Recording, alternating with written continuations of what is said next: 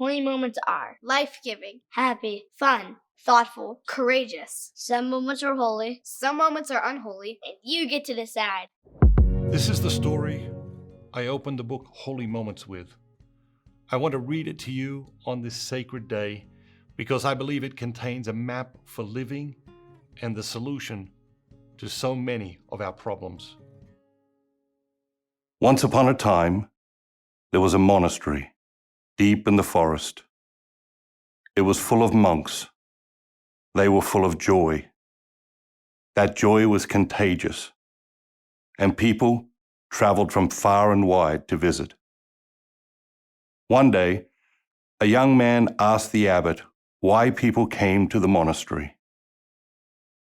Most come looking for answers to their questions, the old monk explained. The young man was curious what type of questions people asked. The abbot continued, "They come seeking answers to the same questions all men and women ponder. What should I do with my life? Am I wasting my one short life? Where do I find meaning? How do I get the most out of life?" The young man had traveled a long distance to visit the monastery, and as he walked away, the old monk wondered what question the young man's heart was wrestling with. Time passed, and life at the monastery changed. It was ever so gradual at first. A couple of the monks became cranky. They had slowly closed their hearts to God and to each other. Other monks became jealous. A younger monk was more handsome and popular with the visitors. Some of the monks began to argue about things of no consequence, and the poison of gossip crept into the monastery. Visitors noticed that little by little life at the monastery was deteriorating. They perceived the monks were losing their joy. They noticed the monks were not as kind to each other, and over time, they observed the monks growing impatient with their visitors. The seasons came and went, and fewer visitors came to the monastery, until one day, the people stopped coming altogether. The abbot rose each morning, an hour before his brother monks, and sat in the chapel, asking God to give him the wisdom necessary to revitalize the monastery. But another summer came and went, and in the depths of the coldest winter ever, a profound sadness gripped the old abbot's heart. He thought he had tried everything. For hundreds of years, people had come here, longing for a glimpse of God, and the monastery had thrived. What had he done wrong?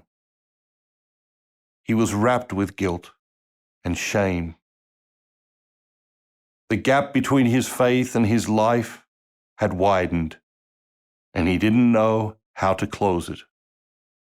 On the first day of spring, the abbot announced at breakfast that he was leaving the monastery to make a journey. "Where are you going?" Brother Killian asked. "I will visit the hermit in the mountains to seek his counsel on our situation here at the monastery." There was a wise hermit who lived in the mountains 30 miles to the north. People traveled into the mountains to seek his wisdom. The hermit and the abbot had been childhood friends, but this the other monks did not know. "When will you return?" Brother Owen asked. 3 days, the abbot replied. "Who is in charge while you are gone?" Brother Fabian asked. "I will let you decide that among yourselves," the abbot said. His words were still hanging in the air when the arguing broke out. There was a time when the other monks would have been concerned about him making such a journey. But they were no longer concerned for each other, only themselves. There was a time when one of the others would have offered to accompany him. But those days were gone.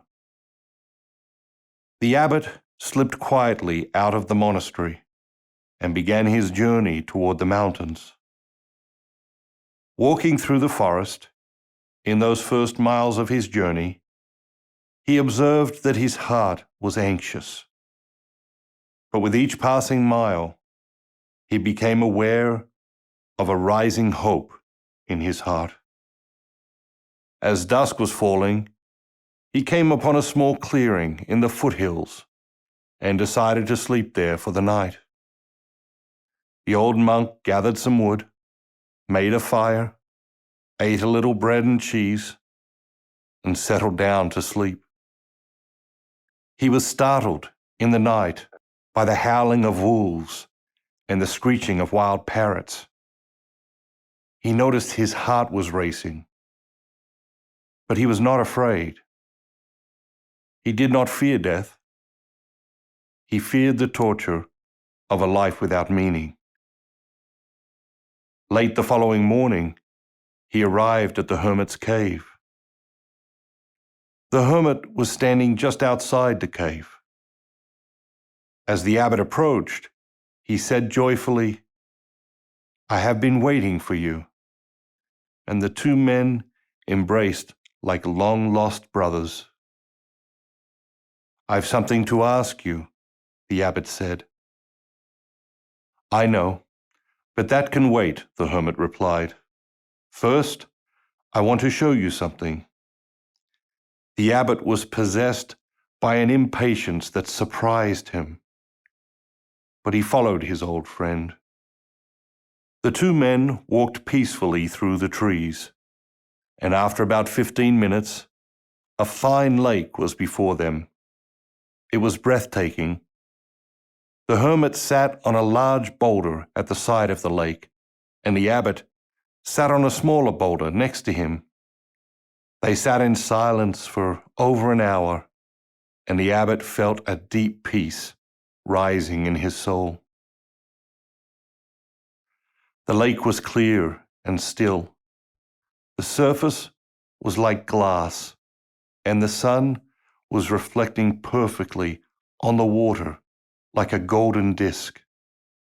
The abbot was mesmerized.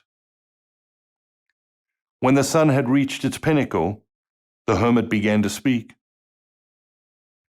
"A still pond reflects the sun perfectly. God is the sun, you are the lake. When your soul is still and clear, you reflect the truth, beauty, and goodness of God to everyone you encounter. As the day goes on, the wind will pick up, the lake will be full of ripples, and you will barely be able to see the sun's reflection in the water." After a few minutes, the two men walked back through the cypress trees to the cave. As they sat drinking tea, the abbot described what had happened at the monastery over the past several years. The hermit listened closely, and when the abbot had finished, asked a handful of clarifying questions. "What have you come here to ask?" was the hermit's last question. "What wisdom do you have for us? How do we rejuvenate the monastery? How can we best serve the people who come to visit?" the abbot asked. "That's 3 questions," the hermit said with a smile so radiant that the abbot had to look away. "I will answer your 3 questions with one answer," the hermit continued. "Go back and tell the brothers, the Messiah is among you." And with that, the hermit closed his eyes and slipped into a deep meditation. "The Messiah is among us? What can that possibly mean?" the abbot mumbled to himself. But as he walked slowly down the mountains, the full meaning of the hermit's words took root deep in his soul. Back at the monastery, The monks were growing concerned. The abbot had said he would be gone 3 days, and he had already been gone 5 days. The next evening, when there was still no sign of him, they began discussing what fate might have befallen him. The following morning, Brother Fabian callously suggested he was not coming back, either because he had died in the mountains or because he had abandoned them for some other life. Just as the sun was setting that afternoon, Brother Bartholomew saw a figure approaching the monastery and cried out, "We have a visitor!" It was not a visitor. It was the abbot. He whispered softly to Bartholomew, "Gather everyone in the chapel." The abbot was radiant as he sat before the whole community on a small wooden stool. He looked 10 years younger. The monks could not remember a time when he seemed so fully alive. He told the other monks of his journey and shared with them the message he had received. "This is what I asked the hermit. What wisdom do you have for us? How do we rejuvenate the monastery? How can we best serve the people who come to visit?" The hermit replied, "That's 3 questions. I will answer your 3 questions with one answer. Go back and tell the brothers, the Messiah is among you." The monks were astonished and gasped. From that moment on, they looked at each other differently. They thought of each other differently, and they began to treat each other differently. The monks wondered day and night who the Messiah among them was. Was it Adrian, Bartholomew, Kilian, Owen, Fabian, or was it the abbot himself? And as the brothers wondered, they began to treat each other with renewed kindness and a profound respect. As time passed, the abbot noticed little things. There was a new spirit of cooperation. The brothers praised and encouraged each other. Compassion and forgiveness returned to their hearts, and they were kind to each other. These little things, these holy moments, breathed new life into the community. The monks were flourishing. The monastery was flourishing. Even the flowers in the fields and the cows in the barn seemed happier. And then one day, it happened. The visitors returned. At first, it was just 1 or 2 visitors, like it had been in the past.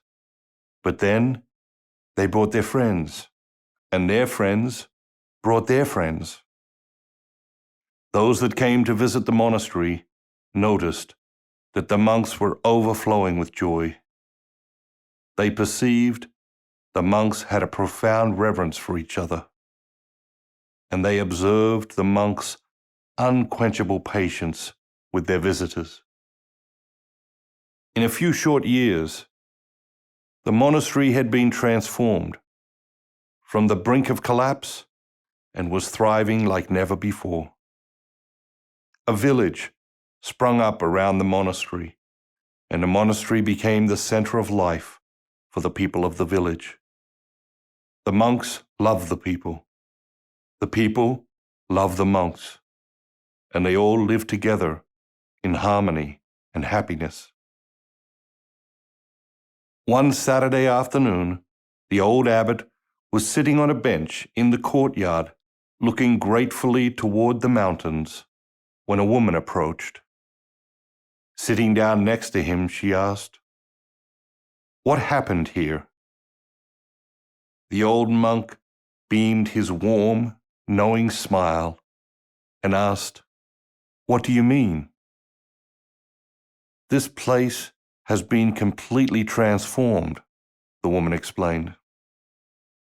"No," the abbot disagreed gently. The place is exactly the same. It's the monks who have changed. How did it happen? She asked. We started living as if the Messiah were among us, the abbot replied. The woman pondered that for a moment and then began to weep. The old monk put his arm around her to comfort her. She told him about her life and troubles. The woman shared with him the question that was tormenting her soul, the question that had urged her to visit the monastery. And they sat in silence for a long time. What advice do you have for me? The woman asked, breaking the silence. The two sat quietly for another long moment before the old man spoke. And then he said, treat every person you ever meet like the second coming of Jesus in disguise. Make sure you hit that subscribe button, smash that like button, and turn on your notifications so you know when he releases some new videos. Thank you, ambassadors. You are changing the world. Have a great day. Come sit, babe. Come sit. Have a great day.